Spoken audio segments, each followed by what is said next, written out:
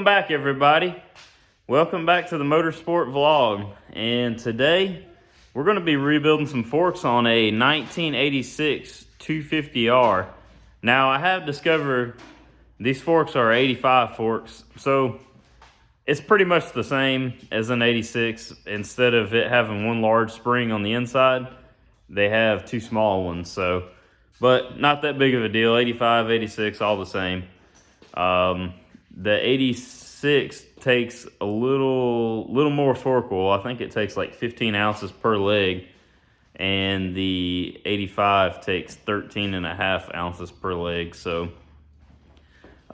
yeah, just a few slight differences, not anything too large, but yeah, guys, we're going to start rebuilding these forks. I've got one of them rebuilt already. I wanted to go ahead and knock one of them out.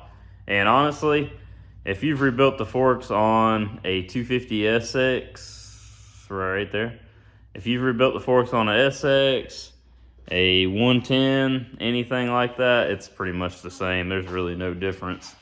So, all right, let's jump over here and show you guys. All right, here's fork number 2 that we're going to be rebuilding today. I done this one yesterday, and I ended up having to wait on this one till today because my welder, the plug end on it was wrong, so I couldn't even plug it in. But anyhow, this bottom Allen head bolt was stripped out, and that's not good. So somebody's already been in here messing with these forks once before, and they had them Allen heads rounded off in there, and there was a few spots nicked up on the fork, which drives me absolutely insane. But people just, if they don't know what they're doing, they should just ask somebody for help. So, but yeah, let's get into this fork though. Shouldn't be too bad. I ordered some new bolts for it. They haven't come in yet because obviously it just happened last night that I found this problem. So, but for now we can. I had some somewhere, but for now we can use this bolt, or I don't know. We'll make do with something. But yeah, let's get this thing knocked out and tore apart. Another thing I want to show is when these are mounted up in the triple clamps, it's always wise to go ahead and break this nut loose. Then that way you don't have to put the fork tube in the vise and, you know, taking a chance on damaging your fork. So, but yeah, so just always keep that in mind. And another thing to keep in mind is you want to knock this loose while that nut is still in there, because the spring inside here holds tension on the dampening rod, and if the spring tension isn't on that dampening rod, when you try to break this loose, it'll just spin the dampening rod in there. So those are just two things to kind of keep in mind before you just go tearing it apart. So, all right, let's see if we can do this without knocking the camera. But this is the C-clip back behind here. You've got to take it out in order to get the fork seal out. Let's see. There we go. There it is right there. So it just sits right in there. There's a little groove in there that this C-clip sits in, and you just want to pop that thing right out of there, just like so. And on these, the only thing that is too much difference from like 250 SX forks is that when you pull this fork tube out, instead of it just coming out, there's a washer back in here that sits up, it rides up against the seal when you try to pull it out. And that's actually how you're going to end up getting that seal out of there, is you're going to drive this backwards like that, and you're going to drive the seal and everything out, and that's how you're going to get the fork tube out. So that's one thing that's different compared to like the 250 SX or the CRF 110 forks. Whenever you get the bolt out down here of the dampening rod, all you have to do is pull the fork tube out and it comes out. but this one, you can see it stops. So I'll show you guys right now how to get this thing out. You kind of got to get violent with it sometimes because some of them are kind of crusty, so clean them up the best you can, and then you just kind of have to get a little bit rough with it.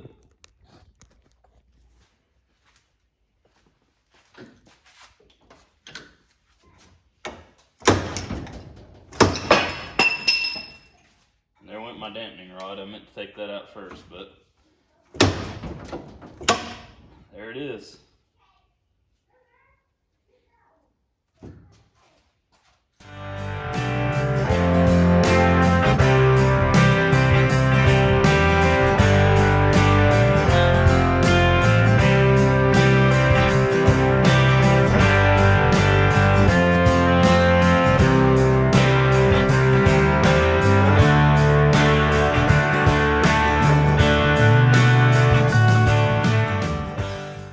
Alright, I've got all of our parts cleaned up and we're ready to go back together. Got the fork tube cleaned up, fork rod, springs, dampening rod, all that good stuff. So the first thing we're going to start by doing is we'll get our seals put onto the rod here, and then we'll just start assembling this thing. I'll show you guys step by step. So you're going to want to take a little bit of your fork oil, and what I like to do is I just put some in the cap. That way I can dip my finger in it and rub all the seals down.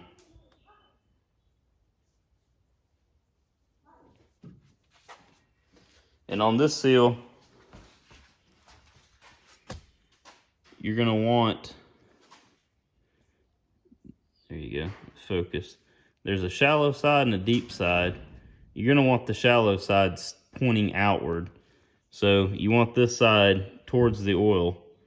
So whenever we put this on, we're going to put it on the fork tube, slide it down like this. You want the deep side towards the oil.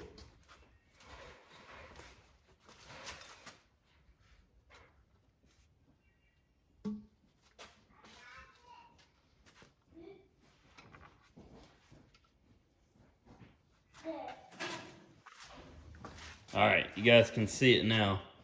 I've got the shallow side facing up.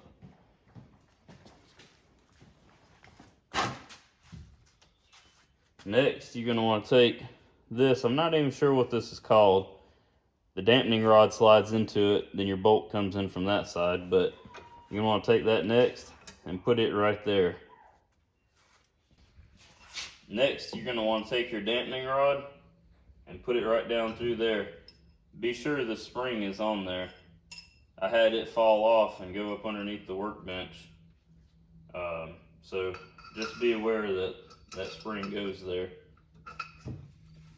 Once you get it slid down through here, pop it straight out the bottom like that, and take this cap,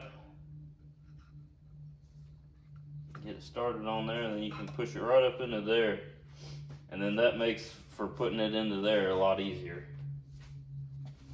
I believe we're ready to slide this thing into the fork tube, and then we're gonna have to drive the seal in, and I'm gonna show you guys what to do. You know, yesterday when I did this first one, I had to figure out kind of how I needed to slide that fork tube in, and the fork seal in, and it was kind of a pain in the butt because I didn't have anything right away. So another thing I like to do is go ahead and take your bolt and screw it there you go. Just get it threaded back in to the end of the fork tube first. That way you keep all that stuff from flopping around in there, and that deal at the end of the dampening rod doesn't get moved around and it doesn't line up with the hole. So, but all right, I'm going to show you guys how to drive this fork seal in. You're going to want to find a piece of pipe that fits over this and slides down and is the same size as the outside diameter of that fork seal. Video this. Alright guys, this is the piece of pipe that I found yesterday that works out pretty good. It slides right over the fork tube and is perfect size for to hit on that seal the right way. Then from there you just want to take a hammer and just beat on it until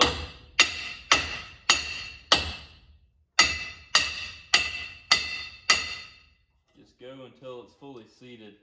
You need to kind of watch the seal as you hit it in. You don't want to get it in there all on an angle. So watch it as it goes in, and there, make sure you go past that groove where the C-clip rides in.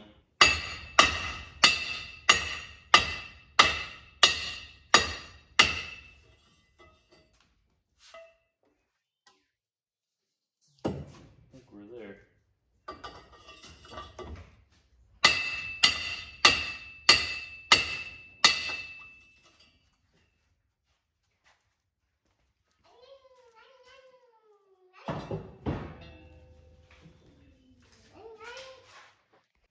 Alright guys, now that we've got the seal in there and it is all the way to the bottom, now we're going to take our C-clip and go back in with the C-clip.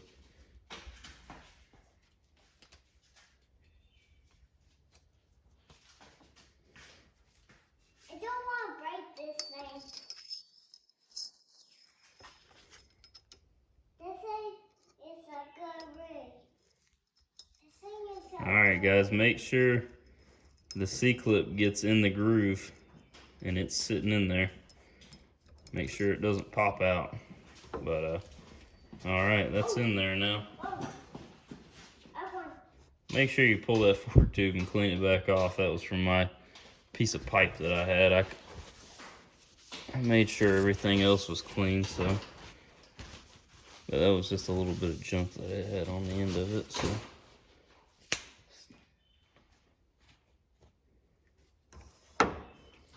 Alright guys, everything else looks good.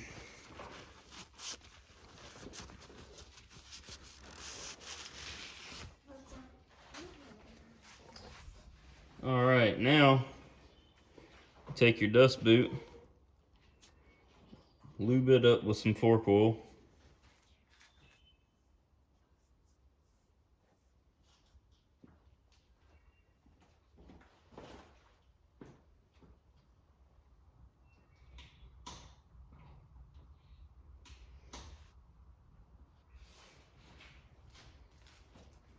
Then you're going to want to slide it onto there. Get it down to the... It'll push in for the most part. You probably have to take a little hammer and tap on it just a little bit.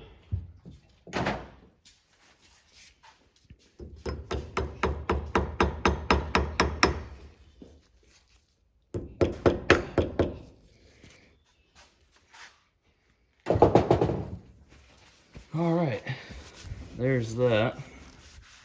And guys, the main deal about rebuilding forks is you want to try to do it as clean as you possibly can, you know. I know I just had some of that junk on there, it was from that piece of pipe that I used, though it had a little bit of stuff in it, but I was sure to clean up everything else. I just had seen that little spot on there, so. But, alright guys, well next, now we're gonna slide in our fork springs.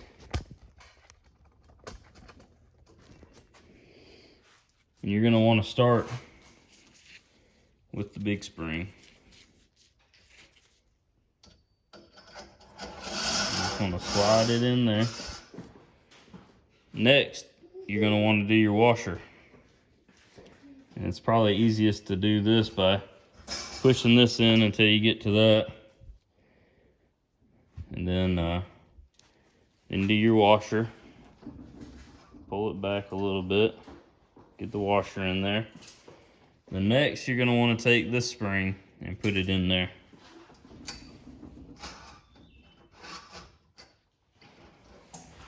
And that's it. That's all the way in there.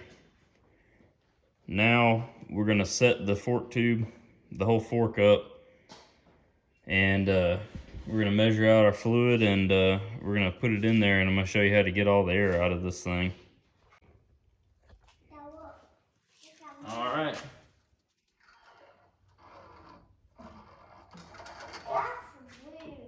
Hear it making a noise?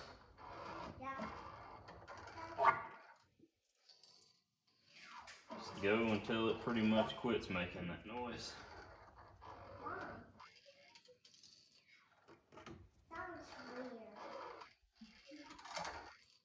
Till you start to hear it making smooth action is when you wanna, that's when you know you've about worked all the air out of the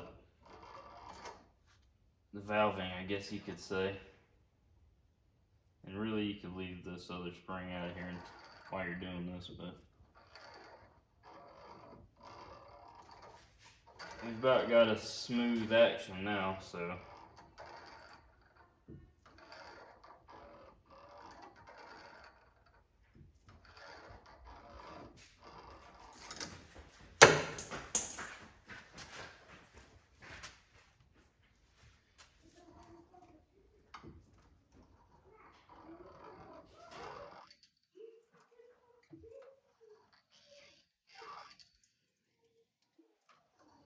Alright, that's pretty good.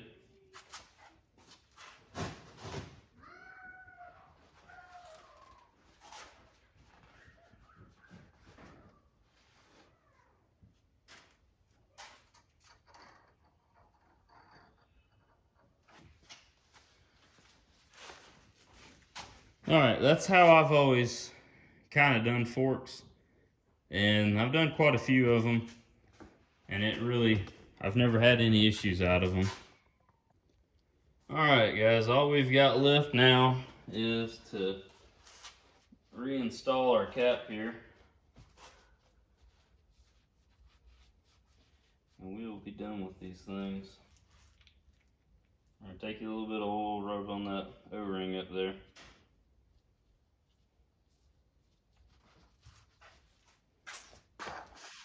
You want to pop it back in there. And these aren't bad, but your CRF 110s and stuff, when you put the BBR springs in, a lot of times you got to put quite a bit of pressure down to get to the threads so you can start that nut on the top.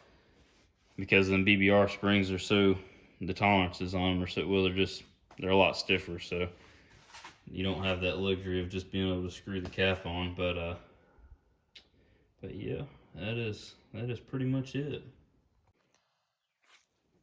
Well, that is how you rebuild some forks on a 1985 through 86 atc250r. I'm no professional, but you know, it works for me. Maybe it'll work for you as well. Still have another bolt yet coming.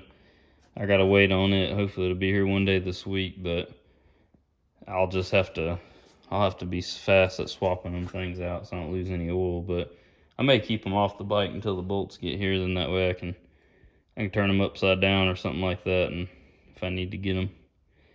However, I'll figure it out.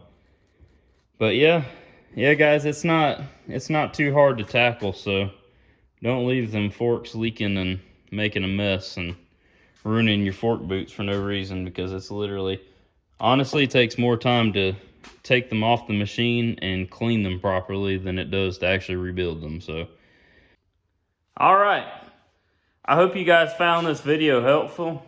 Hopefully you can use it and, you know, rebuild the forks on your 250R or 250SX or CRF 110 or really anything of that nature. I've done some on a TTR 110 and they're pretty much the exact same. I think that fork design, they're all just about identical. So, but I hope you guys did find it helpful. I hope that I was able to show everything and explain it, you know, as well as I could, and all that good stuff. So I hope you guys will come back and join us as we finish this 250R up and get it ready for Trikefest. I'm actually about to start on part 2 of the Trikefest video. for preparation of Trikefest. Got all these tires that I need to mount, and hopefully I can bust that one off the bead. I don't really feel like taking it by the tire shop. I don't really have time to do it anytime this week, and I don't want to have that holding me up by putting the rest of the front end together. So I'm gonna try to get that thing popped off of there. But anyway, I hope you guys like this video. I hope you come back and follow along and subscribe to the channel and like it, share, all that good stuff. But we'll see you guys again on the Motorsport Vlog. Like, share, comment, subscribe. See you on the next one.